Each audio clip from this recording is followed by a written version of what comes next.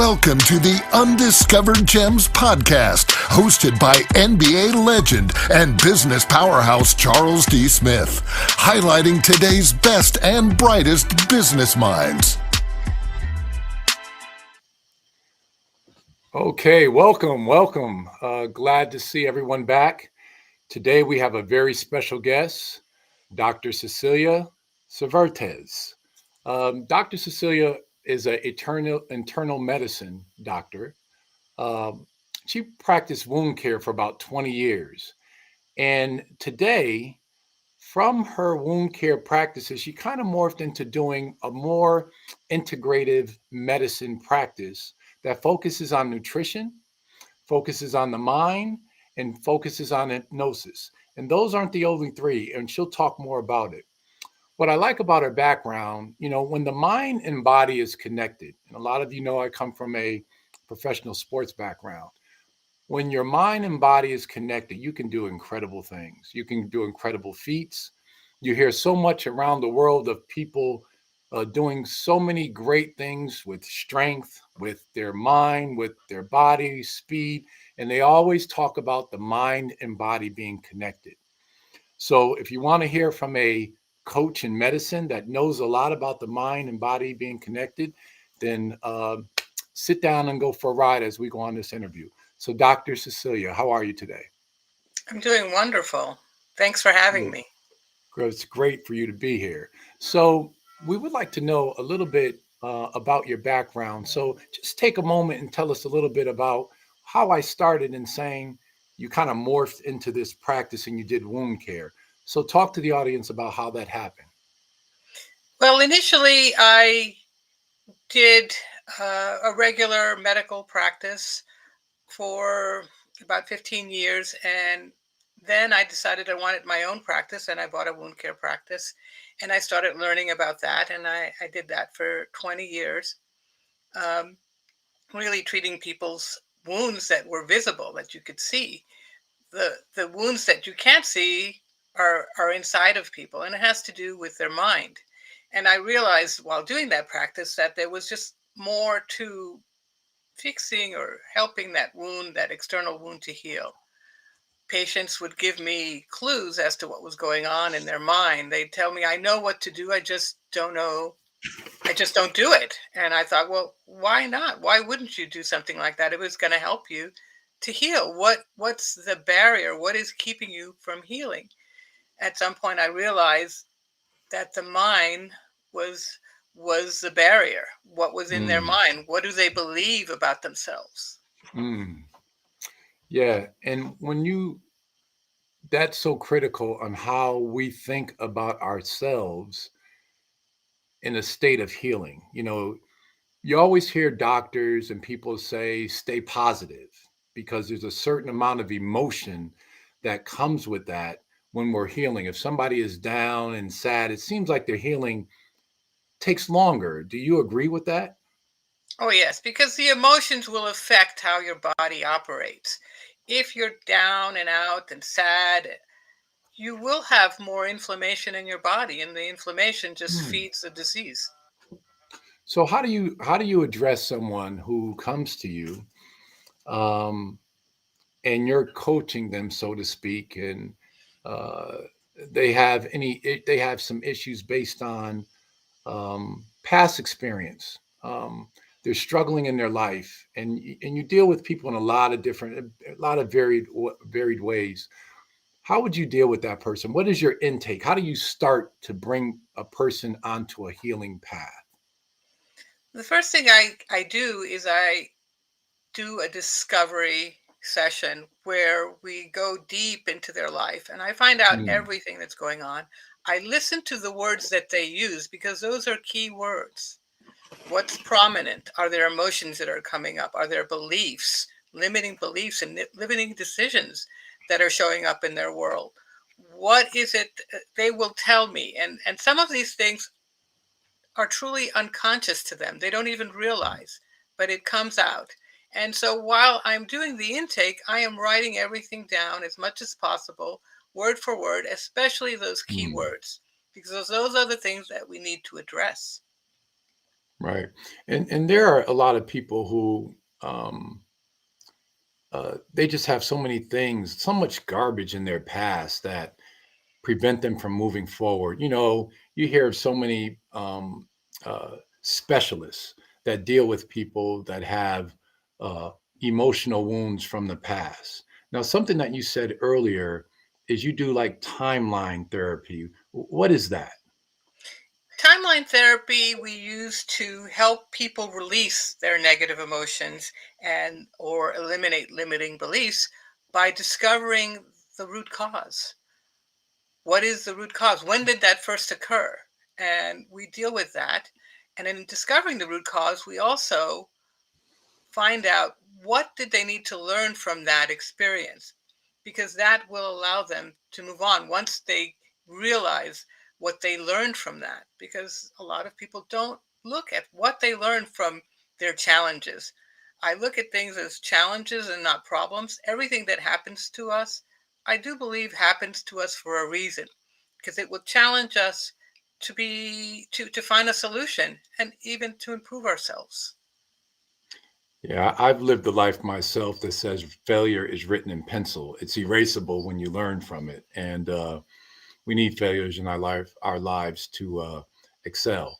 Now, can you give an example or a time when you've actually worked with someone and found a timeline incident and you pulled them from that point on forward? I've had many clients who, when they go back to their timeline, to that root cause, they may find an incident that they forgot about, they didn't know about, and it was Mm, significant. And here's the thing about timeline therapy: we do it not, we don't want to know the about the content so much. It's the context that's important.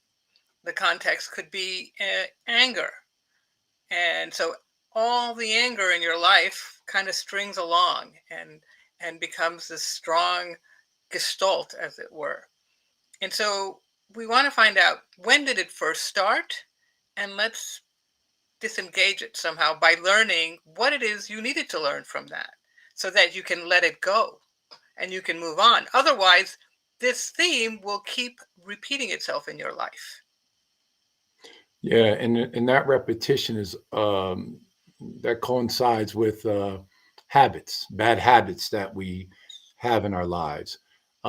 You run into so many people that take sports, for example. We have professional athletes that have played for 20 years. They don't, they leave the game, but they retire, but their mind is still in the game. Their bodies are gone, but their minds are still in the game. And how do we know that? When players get together 20 years later, they all start doing the same things they did 20 years ago, saying the same things, acting the same way. And there's something wrong with that. Um, and so when you just mentioned that, it made me think of that. So there are habits. How do you break those habits though? Because if someone doesn't know and they're walking around and they think they're fine, but they have things that are not allowing them to move forward in their lives, how do you deal with that? Well, we find out, well, if someone has a certain habit they don't like, we want to find out what's the trigger. Mm, What makes you start that habit, go into that routine, and what what's the payoff? What do you get out of doing that? mm-hmm, And that's very important, because when we find out all those components, we can we can keep the same trigger, change the routine that you do, and keep um, the same reward that you get from it. mm-hmm, We can change habits. We need to find out how they do it, step by step, in order to break that pattern, to break that loop, and install a new habit, a better routine. mm-hmm. And this goes into teamwork as well, because a lot of sports franchises today hire doctors. They hire uh, behaviorists to come in and work with the teams in a lot of different ways. So people with your background. Um, so you're sort of like a coach. When you get an individual, you're coaching them to move their lives forward in a place where I guess they want to be. Where they Um, want to be. Yeah. so, how do you go about doing that? How do you coach them? How do you build the trust? How does someone work with you and you begin to move them forward? How do you see it happening? Well, it starts with doing that intake first, finding out, Hmm. discovering what are the things that are their obstacles.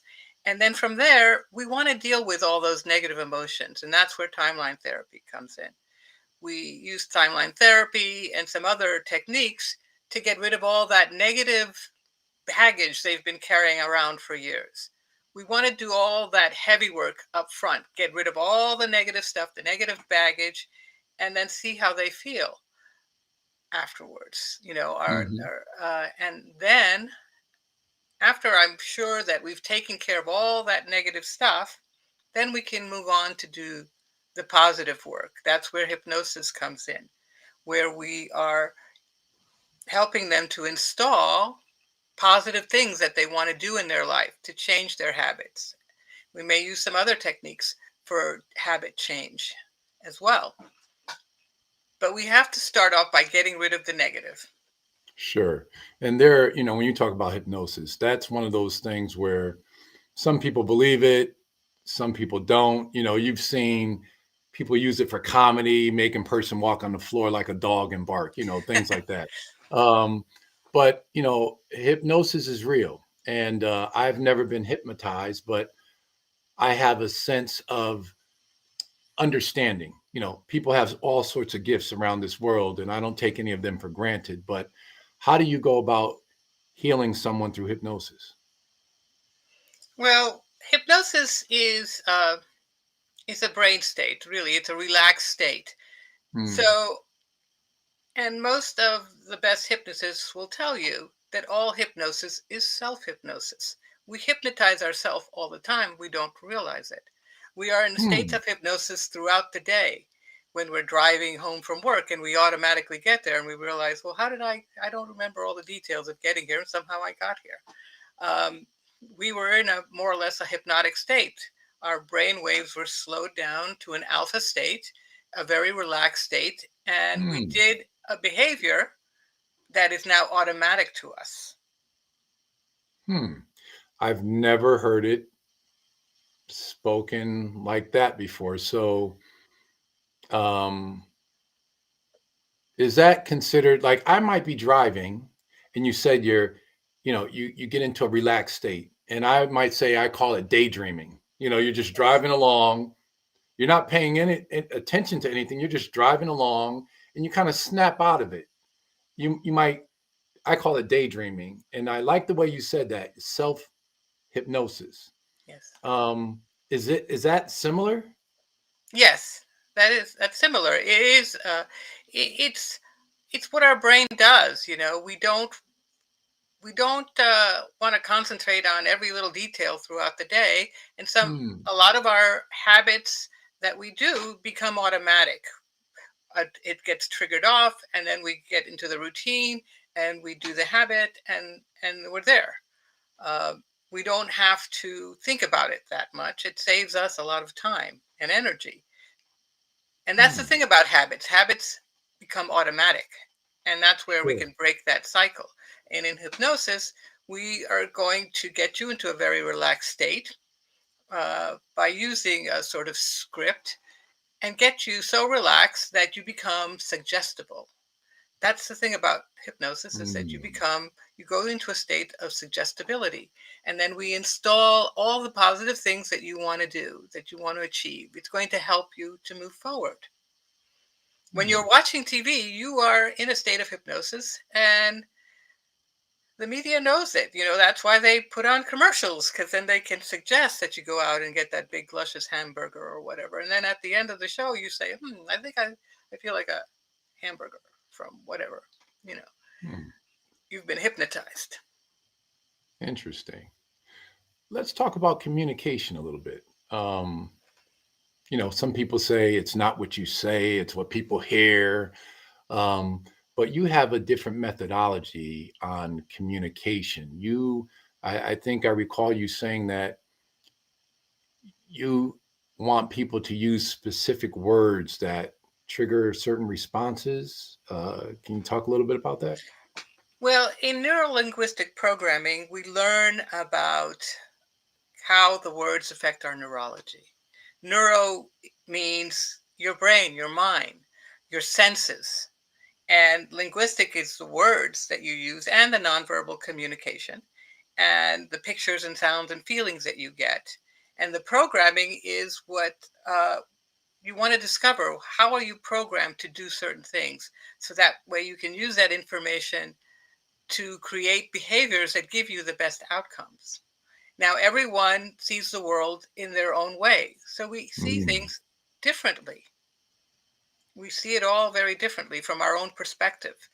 And we want to understand that because when I say something to you, you may be hearing something very different from what I'm intending you to get, the information to get. So in neurolinguistic programming, we want to understand that what we communicate may come off differently. How can we communicate with people in a language that they understand? Some people are very visual, so you want to use more visual language with them. Some people are very auditory, so you want to use that kind of language with them. Some people are very feeling, they feel things, they want to feel right about things. So that's the language you use with them in order to communicate with them and to get your communication through to them. So we learn about linguistics and communication because what you think they're getting from your statement may be very different. Hmm. Some people, uh, well, a lot of people, you get a communication style from the way you grow up. Um, in your home, um, your friends that you hang around with. Some people's communication styles will be very curt and short and to the point. And when you think about it, people around the world all want the same thing. Um, but how it's communicated, that's where it kind of gets kind of hazy to try to come to some common accord. So in sports, athletes have a very um, uh, quick style of communication, very abrupt, not a lot of fluff, very direct. Uh, and then when you finish playing sports, that communication style doesn't work well in the workplace and other places, and you sound very harsh. And an athlete doesn't know he sounds very harsh. How would you work with an athlete in that sense? Well, getting them to understand that that's how they're communicating and also allowing them to see that everyone's different and you want to meet people where they are. You want to Hmm. listen to their words. How do they see the world? How Mhm. do they speak? And you want to develop what we call rapport with them. You want to model them to gain that rapport. If someone speaks very quickly, then you're going to speak very quickly because they're very used to that. But if they speak very slowly and they're a little more methodical, Mhm. then you're going to change, your speed down. And you want to be like them. You want to mirror them so that they become comfortable with you. And because people who are like each other. We need to understand that. And we need to meet Mhm. people where they are and communicate with them in the same style that they're accustomed to in order to really get that communication through. Understanding that we're all different is important. Right. And again, from a communication standpoint, I want to go back to one other point that you made when you were talking about we get in a trance, so to speak, when we're watching television. Um, Politicians are taught to communicate in a certain way to persuade people. Is that part of the neuro linguistics that you were talking about? Yes, we learn hypnotic language. Hmm. What people will use hypnotic language to convince you of things, and they will make statements, and people will automatically believe that they're true by the way they say it. They will make promises by the way they say it, the words they use, and how they say it, and you Hmm. automatically accept it to be true. But when you break down the statement, you realize that it's unqualified. There's no proof that what they're saying is true, or there's not enough details to really make you believe that that's going to happen. Hmm. I've had some, Politician, yeah, yes, I've had some good coaches that were like that too. So, yes, yeah, but the when you talk about politicians, and is there such thing as physical communication? You touched on it, so it's audible, but I think their physical way of delivering something adds to it that makes people believe. Is there something there to that? yes. There's body language that they use that can be very convincing. Um, how they where they look, how they look, where they point, the tone of voice, all these. So most communication is unconscious. 95% of our communication is nonverbal, and only 5% is our words. So you have Really? to look at the body language. How are they? This is lawyers look at this, in the court. Are they believable? Or policemen, when they question you, do they look believable? What's their body language like? We also learn about eye patterns in neurolinguistic programming because our eye patterns will tell us uh, where their thoughts are coming from. Yeah, you are such a source of information. I feel like I'm your client on this podcast, getting information from you. Um, when we talked about earlier, the communication and behaviors and different things that you've learned through wound care. I want to go into nutrition now. Yes. Uh, we kind of touched on if you're not feeling well, you don't heal as quickly. But nutrition plays a real serious role in all of this in our daily lives, not just being sick. But what did you learn? How did you get into alternative medicines and really looking into nutrition through wound care? What did you see? What did you hear from patients that said, there's something more to this? And then you started focusing in that direction. A lot of my patients in wound care were diabetics. They're diabetics, Okay. and oftentimes their diabetes wasn't well controlled. So I knew there was a lot of inflammation in their body. Inflammation will not allow you to heal. Hmm. Inflammation is how disease starts. And inflammation is highly influenced by what we eat as well. So there are better diets, anti inflammatory diets that can help reduce the inflammation in the body and allow us to heal. We often don't get enough of the right nutrients in our diet as well. There's a lot of junk food out there. People are moving quickly and they just eat whatever is available. Hmm. And they're not very mindful about what they're putting in their body. What is the quality of that food? How was it grown? Is it is it organic or genetically modified? All these factors come in. Are there toxins in that food? Were there pesticides Sure. affecting those vegetables? Just a myriad of things and problems that can affect what we're putting in our body because our food is our fuel. So if we're putting bad fuel into our body, you Hmm. know, we're going to get a bad result, unfortunately. So, what do you prescribe if you're dealing with a diabetic? What do you tell them as far as their eating habits? How do you work with them for them to turn it around through nutrition? I want to discover what they are eating. I want them to be absolutely honest with me because sometimes they'll keep things from you. They're embarrassed about it. What is their blood sugar control like? How often are they checking their blood sugars? What is Hmm. their A1C? Things like that. Things that will tell me if they're under good control or not so good control. If they're not under good control, then I know there are things that need to be changed. Also, how do they feel about their life? What are their emotions? Their emotions will affect Hmm. their body as well because the Hmm. mind informs the body. We have to remember that. So, If they're in a bad state of mind, they're less likely to follow good habits.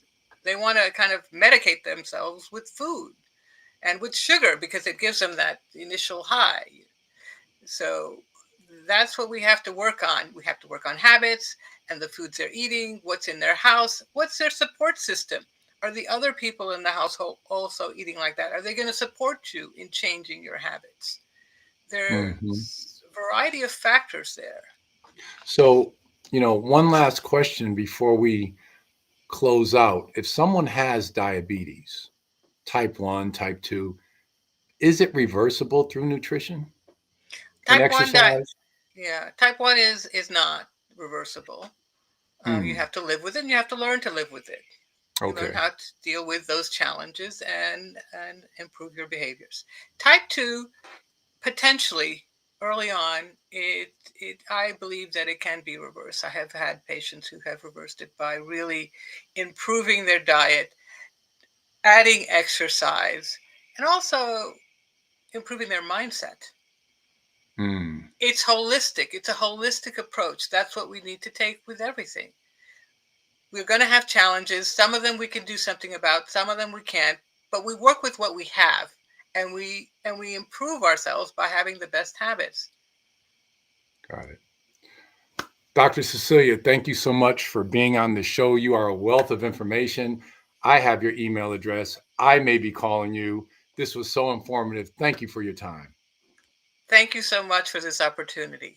We hope you enjoyed this episode of Undiscovered Gems with our host, Charles D. Smith, highlighting today's best and brightest business minds. Brought to you by Pods Entertainment Group.